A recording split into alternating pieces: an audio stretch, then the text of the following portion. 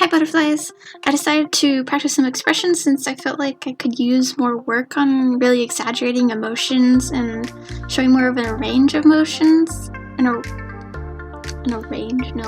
array of motions in my animations and art.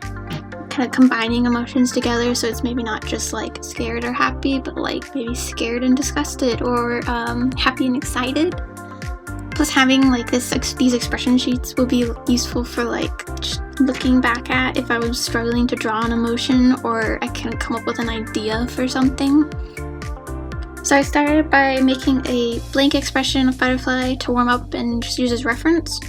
I then went and picked out my favorite emojis from the expression sheets I found on DeviantArt. I will have a link to those in the description.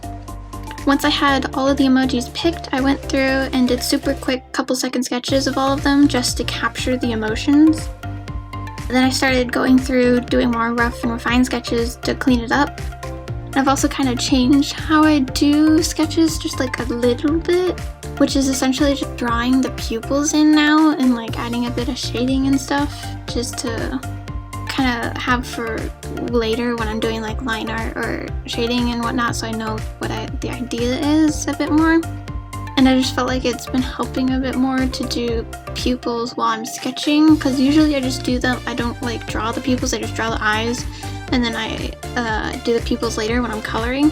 But like some of the artists and animators that I follow, I like how the pupils and the line art are kind of done the exact same color, and so it's like you do the pupils when you do the line art. And it just gives it a nice look. So I was doing that more. Plus it just helps for like animating to make sure that the eyes are staying consistent and looking nice throughout.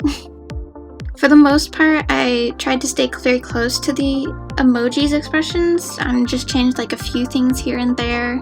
The opening for the mouth on A6, the kind of like, I don't know, smug expression. Having the mouth open instead of like the closed mouth from the emoji, or just adding lines like around the pupils to kind of like further, for example, like the scared expressions, just like add that kind of vibrating, shaking almost look to it. Overall, I'm really happy with how all of these turned out. It was super fun to draw them all and just go all out on the emotions in these. My favorites from this little batch are E4, the confused kind of like face, and D6, the lovey face with the hearts and the pupils, and B5, the terrified almost face, I'd say. I just really like how these ones turned out and look, and I feel like I really nailed the expressions on these ones. Let me know which ones your favorites are in the comments, as well as which ones I should do next time, because I do want to do more of these. These are a lot of fun. There's still so many emojis left on those expression sheets, so I kind of want to try and see if I can finish them all. And I'll have those linked down in the description, the expression sheets I'm using, as well as like which ones I've already done. I probably won't color or shade them next time. I just did so this time to essentially test out pens and brushes, because I apparently am a hoarder of pens and brushes. I have so many. I always go through the Clip Studio paint shop, the asset shop, and look for different pens and brushes because I feel I just can't find the right one. Apparently, I always want a new brush or a new pen. And so like I have so many now. It's like sometime I always feel like one day I will use these brushes. I need to keep them, and then it never comes. But anyways, I have a hoarding problem of brushes for Clip Studio Paint. So I decided with this to use also as like just a kind of test sheet to test out all the brushes and pens I have and figure out like which ones I really like and will probably be using for the most part. And so for the line art, I tested out like 3 brushes that I've been kind of like going back and forth between. The first one that I used on E1 was, I believe, the Real G pen. For E4, the second one I used it's called like the Psy pen, and I don't know what the rest of that is. And then for B4, the third brush I used was the Turnip pen, which is the one I usually use, but I don't know, it doesn't feel like it had quite enough line variation that I wanted. And the Psy pen was the one I ended up deciding that I liked the best out of those 3. just had the best thick to thinness, and then it also has like a little bit of an opacity change at like the very tip, which I kind of thought looked nice. The rest of them I just used the side pen for to practice, and for shading I did a different brush for the most part on each of the heads, and then I ended up deciding my favorite one was straight kind of shading, and then just like feathering it out in different spots to kind of soften it, and then still keeping it sharp in other places. I just really liked how that looked. I never know really what to talk about when I do voiceovers unless I'm like sitting there telling you about Teacher Vane. So like I could talk about them for days.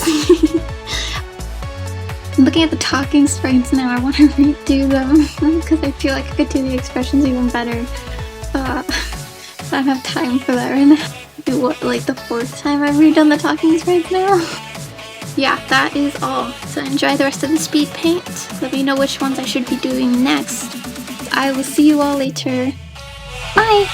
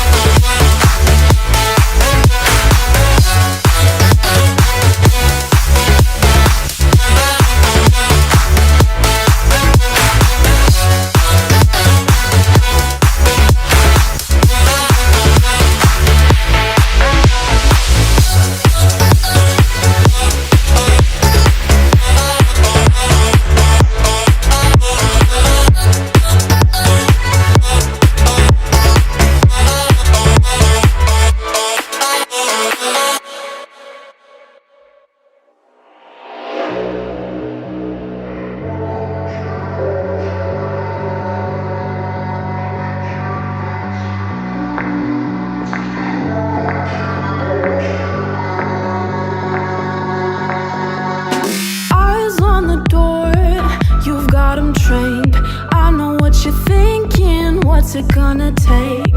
Have another deep breath. Think before you say. Think before you say. Think before you say. I'll play the fool. You sit and wait. Awkward conversation. When's it gonna change? How has your day been? What else can I say? What else can I say? How else can I say?